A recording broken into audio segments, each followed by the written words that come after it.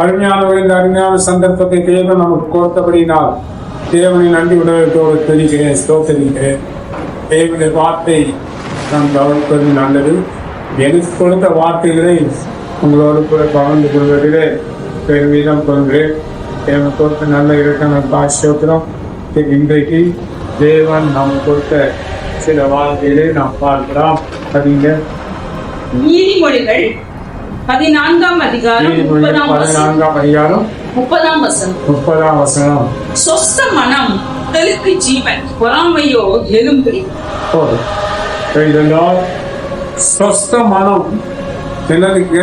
உடலுக்கு ஜீவன். உடலுக்கு ஜீவனக்காரமா, பொறாமையோ எலும்பு. இத பாருங்க, அனுபவத்துல அவர் எழுதியிருக்கிறார். ஸ்வஸ்த மனம் என்றால் என்ன? ஸ்வஸ்த மனம் என்றால் என்னமா? ஸ்வஸ்த மனம் என்றால்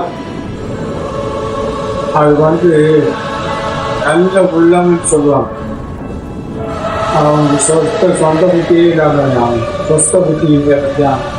அதான் அவங்க பேசுறான் லூசு அப்படி சொல்றாங்க. சொஸ்த புத்தி இருந்தா அது நமக்கு என்னத்தை தருமா? ஜீவனை கொடுக்குமா? ஜீவன் நம்ம கூட இருந்தால் சொஸ்த புத்தி நமக்கு வரும். உங்களுக்கு என்ன வெளிப்பத்துல தெரியாது. சொஸ்த புத்தி யாருக்குள்ளதான் இல்லையோ அவங்களுக்குள்ளே ஜீவன் இருக்காது. கெட்ட எண்ணங்கள், கெட்ட யோசனைகள், ஒரு குடும்பத்தை கெடுப்பது, வியாபாரத்தை கெடுப்பது, ஒரு வருமானத்தை கெடுப்பது, ஊழியக்காரங்க தீங்கு செய்வது, ஊழியத்தை கெடுப்பது, ஒரு ஊழியக்காரனுக்கு பேட் நியூஸை கிரியேட் பண்ணுவது, இதெல்லாம் சொஸ்த புத்தி உள்ளவன் கிடையாது. அவன்லாம் சொஸ்த புத்தி உள்ளவன் இல்லை. அதனால அவனுக்குள்ள என்ன இருக்காதுன்னா ஜீவன் இருக்காது. கிறிஸ்துவின் ஜீவன் அவனுக்குள்ள இருக்காது. யாருக்குள்ளதான் சொஸ்த புத்தி இருக்கிறதோ அவனுக்குள்ள ஜீவன் இருக்கு. நிறைய ஜீவன் இல்லைன்னா சொஸ்த புத்தி அவனுக்கு ஊழியக்காரன்னா வேதம் பேசுவான், பாட்டு பாடுவான், பிரசங்கம் பண்ணுவான். அவன் சொஸ்த புத்தி இருக்காது. யாரும் ஏமாறுவான், ஏன் வளர்ச்சியாக கெடுக்கலாமா நினைவான். யாருக்கு கொடுத்தாலும் ஃபேமிலிஸை கிரியேட் பண்ணுறது, எவன் வளர்ச்சியை கெடுக்கிறது, அவனுக்கு விதமாக ஆட்கள் ஏற்படுவது, மாந்திரிகம் பண்ணி அவன் குடும்பத்தை அழிக்கிறது, ஊழியர்களை கெடுக்கிறது, அவன் ஊழியக்காரன் தூய்மை செய்கிறது. இதெல்லாம் சொஸ்த புத்தி இல்லாதவர்கள். பெருமைகள், மேட்டுமைகள், இருமாப்பு, அகந்தை, ஆணவம், இவைகளெல்லாம் எந்த ஊழியக்காரனுக்குள் இருக்கிறதோ அவனுக்குள்ள சொஸ்த புத்தி இல்லை. சொஸ்த புத்தி இல்லை என்றால் அவனுக்கு ஜீவன் இல்லை என்றுதான் அர்த்தம். சொஸ்த புத்தி இருந்தால்தான் எல்லோரையும் ஒருங்கிணைத்து கொண்டு போக முடியும். எந்த விதமான ஏற்ற தாழ்வுகள் இல்லாத ஒரு வாழ்க்கை வாழ்வதுதான் சொஸ்த புத்தி என்பது அர்த்தம். அதனால தேவன சமூகங்களை நம்மை காட்டி நம்ம ஒப்பு கொடுத்து நம்ம வாழ்ந்தால் நமக்குள்ள ஜீவன் தெரிகிறது. 2 ஜீவன் இருக்கிறது. ஒன்று நம்ம சுவாத்தமா இருக்கிறதான ஜீவன், இன்னொரு தேவன் நமக்கு ஜீவன். தானிய வழி சத்தியம் ஜீவனமா இருக்கு. 2 ஜீவன் தான் நமக்கு முக்கியம். ஓகே, நம்முடைய ஜீவன் அது இயேசு கிறிஸ்து நமக்கு ஜீவனா. அப்படி இருக்கணும்னா நமக்கு சொஸ்த புத்தி இருக்கணும். யார் ஊழியையும் கெடுக்கக்கூடாது, யார் வருமானத்தை கெடுக்கக்கூடாது, எந்த ஊழியக்கான பேரை கெடுக்கக்கூடாது, யோக்கியமான பேரை கெடுத்து நாசம் பண்ணக்கூடாது, தீங்கு செய்யக்கூடாது. இந்த தீங்கு செய்ய இவங்கெல்லாம் சாபப்பட்டார். இப்படிலாம் எவ்வளோ பெரிய ஊழியக்காரனாக இருந்தாலும் புத்தி சரியில்லை பற்றியா, சொஸ்த புத்தி அவனுக்கு இல்லை. அப்படின்னா பரவாயில்ல போக மாட்டான். ஊழியம் நல்லா செய்யலாம், பிரசங்கம் பண்ணலாம், பெரிய சர்ச்சை வச்சுக்கலாம். சொஸ்த புத்தி இல்லைன்னா தேவன் அவனுக்கு இல்லை. அதுதான் உண்மை. தேவன் அவனுக்கு தரா, தேவன் வல்லனுக்கு இல்லை. பொய்யுக்கு பிதாவமாக இருக்கிற சாத்தானுடைய ஆளுகை அவனுக்குள்ள இருக்கிறது. அவன் துணிகரமா பொய் சொல்றான். தீர்க்கதா சொல்லுமே துணிகரமா சொல்றான். பொய் தான் அது, துணிகரமா சொல்லுவான். யாராவது போயிட்டு ஆண்டவரை பற்றி வெளிப்படுத்தினான் சொல்லிட்டா போதும்.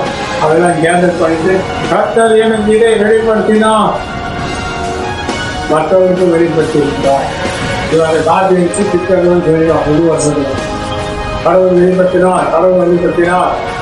வாயு பொய்யை கருத்துகிறது. அவன் எரி நரகத்தை பார்க்கிறவால் அதனால் யாருக்கிட்டே பொதுவாக வாங்கிட்டு வாங்க மாட்டேன். மட்டமான எல்லாரும் ஏமாறுவாங்க, நான் ஏமாறலாம். இப்போ ஆண்டவரை நம்பி நான் வாழணும், சொஸ்தபுத்தியுள்ளதாய் வாழ வேண்டும். சொஸ்தபுத்தி உள்ளவனுக்கு தான் தேவன் ஜீவனை தருவார். சுய புத்தி சரியில்லை அப்படின்னா சுய புத்தி, சொஸ்தபுத்தினா இன்னொரு அர்த்தம் என்ன? சுய புத்தி. நாளைக்கு நமக்கு சரியான புத்தி இல்லை, சொஸ்த புத்தி, சொந்த புத்தியே சரியில்லை அப்படின்னா நம்ம ஆண்டவர் ஜீவனை தருங்க. நம்ம ஜீவனே பெருநடிச்சு அது ஆண்டவரை நம்பி வாழ தேவன் நமக்கு உதவி செய்யணும். அதற்காக தான் ஒரு அர்த்தமாக்கப்படிங்கிறது. சங்கீதம் 10:2 சங்கீதம் 10:2 பார்க்கலாம். துன்மார்க்கன் தன் பெருமையினால் சிறுமைப்பட்டவனை கடூரமாய் துன்பப்பட்டு பார்த்தீங்களா? எந்த ஊழியக்காரனுக்கு அந்த ஊழியக்காரனை பெரியவனை துன்பப்படுத்துகிறானோ அவன் துன்மார்க்கன். ஊழியக்காரனே தோணுதெல்லாம் வேஷம், கடவுள் பக்தியின் வேஷத்தை தரித்து வாழ்வார். ஆனால் அவன் துன்மார்க்கன். அவனுக்கே தெரியும் அவன் கெட்ட புத்தி, அவன் சொஸ்த புத்தியானது அவனுக்கு சரியில்லை. அவன் துன்மார்க்கத்தனத்தில் இருக்கிறான். ஊழியக்காரனாலும் விசுவாசிவாங்க. துன்மார்க்கத்தனமாய் நடப்பான். அவன் என்ன செய்கிறான்? எளியவனை யாரெல்லாம் சிரமப்படுறாங்களோ அவங்க என்ன செய்யறானா? கடூரமாய் அவர்களை துன்பப்படுத்துகிறான். அவர்கள் நினைத்த சதி மோசங்களில் அவர்களே அவன் என்ன சதிகள் மற்றவங்க செய்தார்களோ அதை செய்தானோ அதே சதி அவனுக்கு வரும். அது எப்படி வரும்? தேவனாலே குணமாக்கப்படுகிறது. எல்லாம் இருக்கான். ஆண்டவர் என்னத்தை மன்னிக்கிறாரு அப்படின்னு சொல்லுவான். நான் நல்லா கவனிக்க மாட்டேன். அவன் கூட சொசைட்டி இல்லாதவன் பெரிய ஊழியக்காரன் பேரை கெடுத்து நாசம் பண்ணுவான்னா அவன் பாதாளத்தில் போகிற அறிகுறி உள்ளவன். தேவன் அவனை தள்ளிவிட்டார். தேவனுடைய கரம் அவனை விலக்கி விட்டது, அகன்று போக விட்டது. தேவனுடைய கரம் அவன் சாதகமா இல்லை. பொய் சொல்லி பித்தனாட்டம் பண்ணி ஆஸ்தியை சேர்க்கிறார். அகமாகத்தாலும் நம்மளை தவிர எதையுமே வாழக்கூடாது. இவன் தான் பிராட். அவன் தேவன் அவனை தள்ளிவிட்டான். விசுவாசாரம் அவன் தகப்பனா இருக்கிறான். பொய் பிதாவமா இருக்கானே அவனுடைய வேலைக்காரன். வாயை கண்டா திட்டரான், யாருக்கெல்லாம் துரோகம் பண்ணுவான். ஒரு ஊழியத்தை தன்னை குறித்தே ரொம்ப விஜயப்படுத்தி பேசுவான். யார் வாழ்க்கையை கெடுப்பான், எந்த ஊழியத்தையும் கெடுப்பான், யாரை குறித்து தவறான அபிப்பிராயத்தை கொடுப்பான். இப்படிப்பட்ட ஊழியக்காரன் சாத்தாவுடைய ஆவி உடையவன். அது நல்லா புரிஞ்சுக்கீங்க. ஊழியக்காரன் அப்படிப்பட்டவன் தான். தேவனை நம்பி வாழ்வோம். கைகளோ அடுத்தது யாத்ராகமத்தின் புஸ்தகம் 33 19 யாத்திராகம புஸ்தகத்தில் 33 அதிகாரம் 19 எல்லாத்தையும் படிக்க. அதற்கு அவர், என்னுடைய தயையை எல்லாம் நான் உனக்கு முன்பாக கடந்து போக பண்ணி கர்த்தருடைய நாமத்தை உனக்கு கூறுகிறேன். எவன் மேல் கிருபையாய் இருக்க சித்தமாய் இருப்பேனோ அவன் மேல் கிருபையாய் இருப்பேன். எவன் மேல் இரக்கமாய் இருக்க சித்தமாய் இருப்பேனோ அவன் மேல் இரக்கமாய் இருப்பேன் என்று சொல்லி.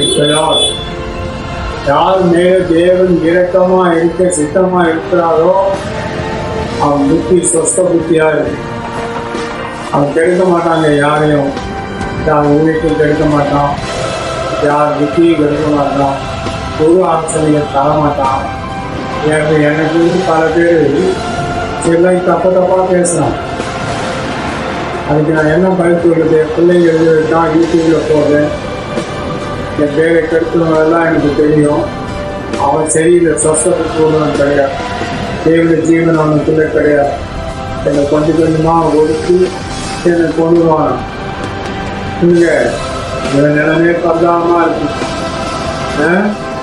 இவன் பிள்ளைகள் மேலே சாபம் இருக்கும். அது உடைக்காய் கேள்வி இல்லைங்களா? எனக்கு அதான் அவன் ஜாதி தெரிஞ்சால் போதும், புத்தியை கொடுத்து எல்லாமே செய்யணும்.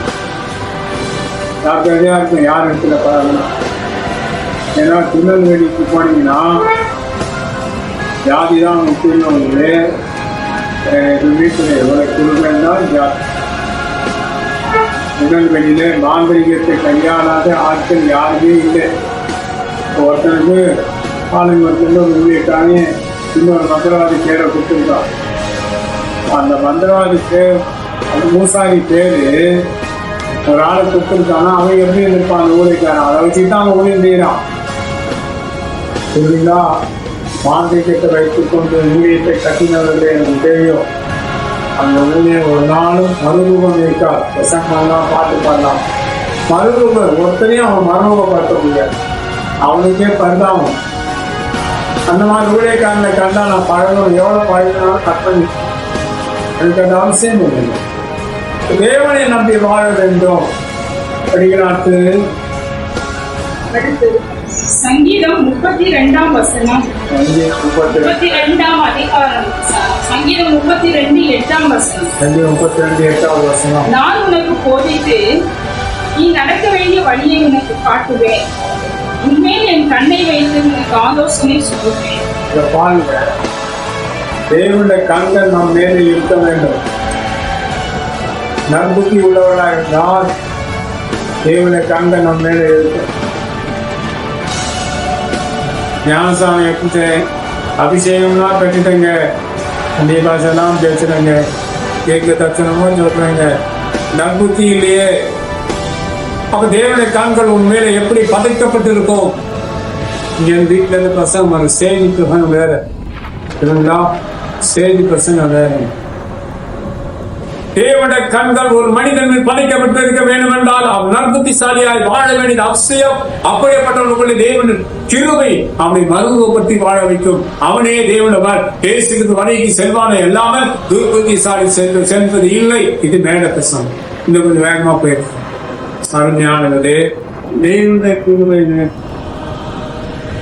நற்புத்திசாலிகளா இருக்கும். அந்த மாதிரி அந்த வசனம் படிக்கணும். நான் உனக்கு போதித்து நீ நடக்க வேண்டிய வழியை உனக்கு காட்டுவேன், உண்மையில் என் கண்ணை வைத்து உனக்கு ஆலோசனை சொல்லுவேன். தேவனாலே போதிக்கப்படுகிறதான ஒரு வாழ்க்கை என்பது ஒரு ஊழியக்காரருக்கு தேவை. புத்தகத்தான் படிச்சு பசங்க மட்டும்தான் இருக்கு. என்கிட்ட இருக்கு 10,000 பசங்க. எத்தனை பசங்கன்னா 10,000 பசங்க இருக்கு. அதனால அதிகமாக தொடர்றதே இல்லைங்க. தேவன் எனக்கு கொடுக்கிற வார்த்தை தான் இருக்கும். அவனுடைய கண்கள் யார் மீது பதைக்கப்பட்டிருக்கிறதோ அவன் தேவனால் போதிக்கப்பட்டு இருப்பார். அவனிடத்தில் தேவனுடைய ஆலோசனை இருக்கும். அவன் தன் கரங்களில் பாவங்களுக்கு விளக்கி அவன் காத்துக்கிறான். அவன் ஜீவிதம் எவ்வளவு நல்லா இருக்கும். விசாசி அவனுக்குள்ள நுழைவான். அவன் ஊழியக்காரனா இருப்பான், உள்ள போயிடுவான். போய் நம்ம பேரை கிடைக்கும். அவன் தான் பேச அவன் சொன்ன ஜனங்க நம்புவான். அதனால அவனுக்குள்ள போயிருக்கும். அவன் தான் எந்த ஊழிய வெளியில பாருங்க எவ்வளவு ஊழியக்கா தீர்க்க சொல்றாங்க.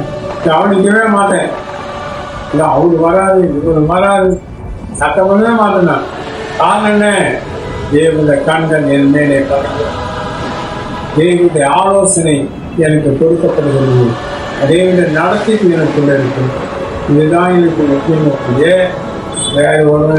ஏன்னா அவள் பக்கத்தில் அப்படிதான் வீட்டிய ஊழியத்தில் செல் வயசுலேருந்தே போதிக்கப்பட்டு புரிஞ்சுங்களா? தேவன் கைவிடவே மாட்டார். போவேன் வந்துவேன் போவேன்.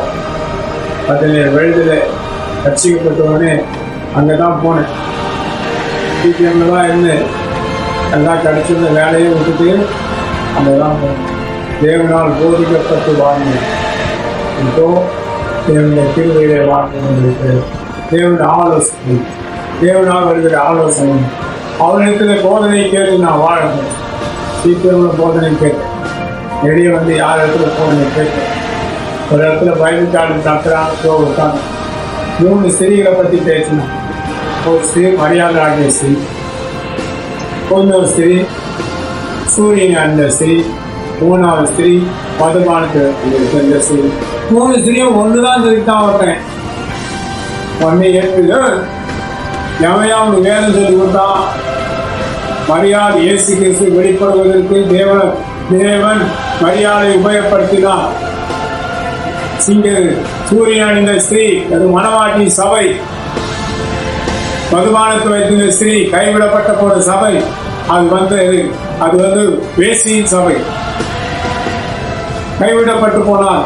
விபச்சாரி அவள் சேர்க்கலாகாது, அவளை பற்றி விவரித்து பேசுகிறார். காசு ஓடி வந்துட்டார். இப்படி சொல்றாங்க, ஐயா இதெல்லாம் தப்புங்க. சரி சரி 4 நாள் நான் தான் பயந்து காலையில் காசு இதை பற்றி தான் விவரித்து சொன்னேன். புரியுதுங்களா? அருமையானவர்களே, சரியானது ஜனங்களுக்கு அறிவிக்க உங்களுக்காக நீங்கள் என்ன கற்றுக்கிட்டீங்களோ அவன் போய் அவன் சொல்லுவான். எவன் கட்டினதையும் இந்த கற்கர் நக்க மாட்டான். எவன் கட்டினதையும் இந்த கற்கர் நக்க மாட்டான். புரியுங்களா? இந்த கற்கர் கட்டினதை மற்றவன் நக்குவானவங்க, மற்றவன் கட்டினதை இந்த கற்கன் ஒரு நாளும் நட்டான். தேவனால போதிக்கப்பட்டு வாழ தேவன் யாரு கூட பழக மாட்டாங்க. தேவன் நமக்கு போதும். ஆண்டவருடைய ஆலோசனை நமக்கு கிடைக்க வேண்டும். எந்த மனிதனையும் மறுரூபப்படுத்துகிற கிருபையை தேவன் தந்திருக்கிறார். எந்த மனிதனை கிறிஸ்து இயேசுவின் தேவனால் 8 மணிக்கு எல்லா ஞானத்தோடு புத்தியோடும் உபதேசம் நடந்ததாக தானே ஆண்டவனுக்கு தந்திருக்கிறார். அர்த்தம் எடுத்து அப்படி பாருங்க. கஷ்டம் ஒருத்தனையும் யாரும் மறுபடியும் இவங்கிட்ட குடிச்சவரு அவன் யாரை மறுபடுத்த போறான். அந்த மாதிரி போதும் எடுத்து சொல்லியிருக்கான். அவன் என்கிட்ட விசுவாச்சா இருந்தான். இன்னொருத்தர் ஏன் கிட்ட விசுவாச்சா இருந்தான். அதை கேள்வி கேட்டேன். நான் உங்ககிட்டயான விசுவாசா இருந்தேன். எங்க வளர்ந்தவன் எங்க என் பசுத்தான் எடுத்து வச்சிருந்தாங்க. தேவன் என்னை சீக்கிரம் எப்படி வாழ வச்சார். அதெல்லாம் கேடு கட்ட வேண்டி உங்ககிட்ட நான் விசுவாசா இருப்பேன்னா சீக்கிரம் வெளியே வந்தபோது எல்லா சமைக்கும் போ, நீ போ, அங்கே போ, இங்கே போ, அங்கங்கே போவேன். ஆண்டவரே உங்களுக்கு தெரியல, காட்டு ஒன்றும் தெரியலையே, சரி வந்து ஒவ்வொரு சமைக்க அவனை சொல்றான். இவன் என்கிட்ட விசுவாசா இருந்தான். இவன்கிட்ட கேள்வி கட்டவில்லை. இவனுங்கிட்ட நான் விசுவாசா இருக்க முடியுமா? அது மட்டும் மூடா. நான் பாட்டு வந்துக்கிட்டு இவன்கிட்ட என்ன இருக்கு? இவன்கிட்ட ஒன்றுமே இவர்களே கூட்டி சேரும். எல்லா பேயினுடைய ஆலோசனை பெற்றவர்கள். ஒருத்தனையும் ஒருவனையும் ஒருவன் ஊரைக்கான மறுவப்பட்ட முடியாது. அந்த மறுவப்பட்ட கிருபை அவன் வாழ்க்கையில இல்லை. கவலை போல சட்டம் போடலாம், போனாயம் போல ஊழையிடலாம். அதனால ஒரு பிரயோஜனம் இல்லை. அவர்களுக்கு ஜனங்கள் வஞ்சிக்கப்பட்டு போவார். அதனால நான் ஒன்று கண்டுக்கிறது குழந்தைலாம் எனக்கு என்ன நஷ்டம் எதுவும் கிடையாது. அவங்க தான். அதனால தேவனுடைய வாழ்க்கையில தேவனுடைய ஆலோசனை பற்றி வாழ்வது படிக்கிறது வசந்த வாழ்க்கை. நான் உனக்கு போதித்து தேவனால் போதிக்கப்பட வேண்டும். நீ நடக்க வேண்டிய வழியை உனக்கு காட்டுவேன். இது யாரை பார்த்து சொல்றார்? அதுதான் யாருக்கு சொல்றார்? தேவன், ஆண்டவராகிய தேவன் தாவீது கொடுத்திருக்கான். நான் உனக்கு போதித்து எல்லாத்தையும் காட்டுவையா. தாவீது மேல தேவனுடைய கண்கள் இருந்தது. ஆலோசனை பெற்று வாழ்ந்தார். அதுதான் நமக்கு முக்கியம். தேவன் நான் உண்மையை பேசினா போது ஆண்டு இருக்கிறேன்.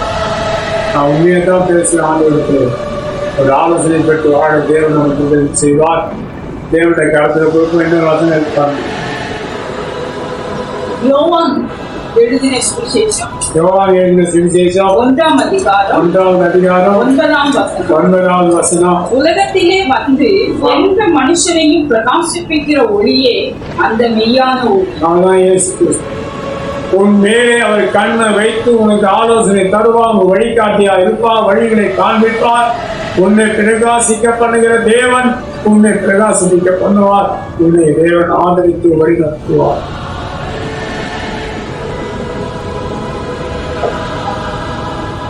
இந்த வசனங்களை சேர்த்துக்கணும். உங்களுக்கு ஒரு வெளிப்படுத்தல் வரும்.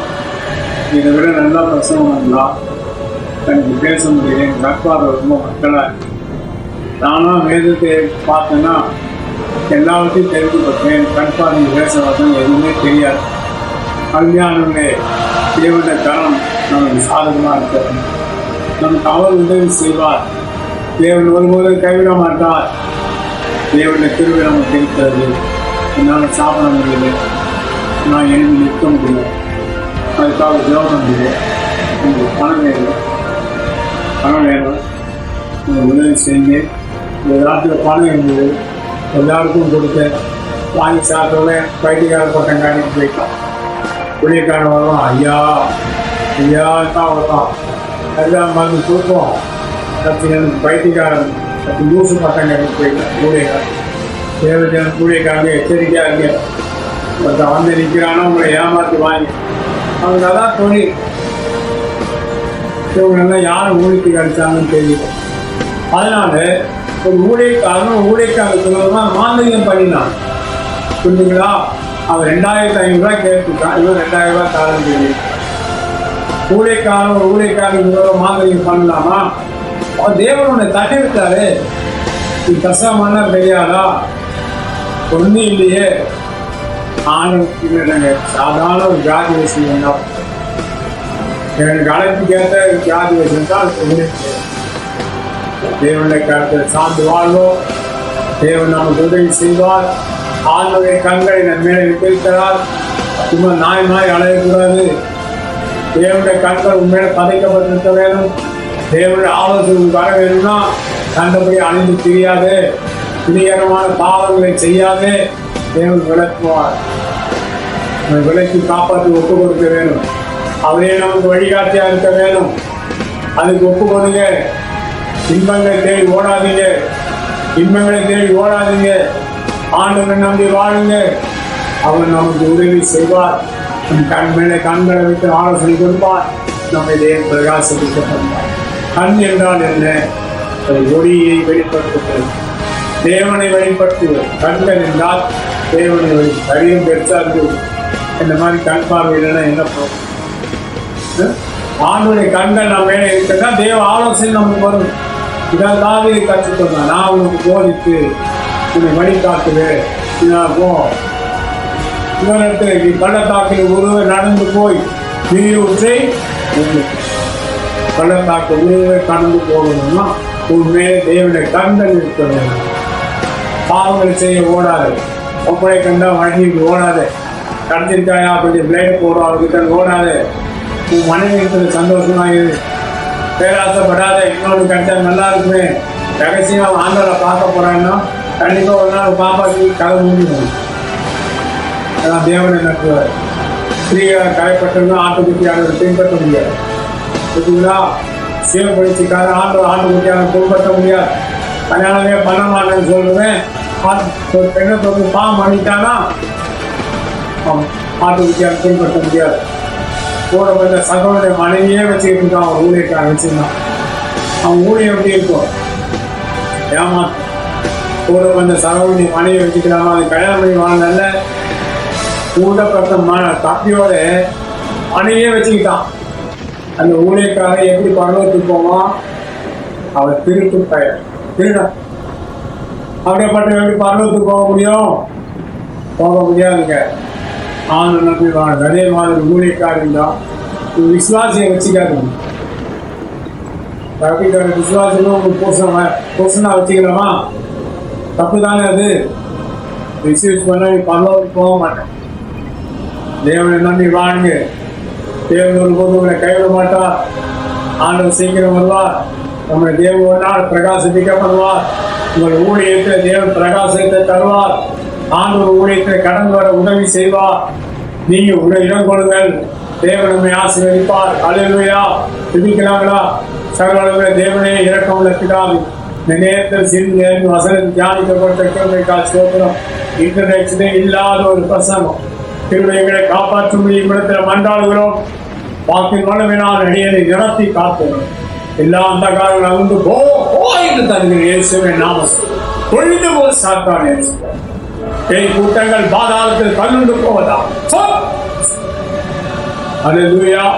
எங்கள் பேர்களை கெடுக்கிற ஆவிகள், எங்கள் பேரை கெடுக்கிற மனுஷர்கள் பூமி ராதவதி அழிந்து போவது. ஆண்டவராகி தேவனங்களை காப்பாற்றுகிறார்கள். இந்த கருத்து இயேசு கிறிஸ்து மரணம் நாமத்தில் பிதாவே. ஆமென். Praise the Lord. God bless you.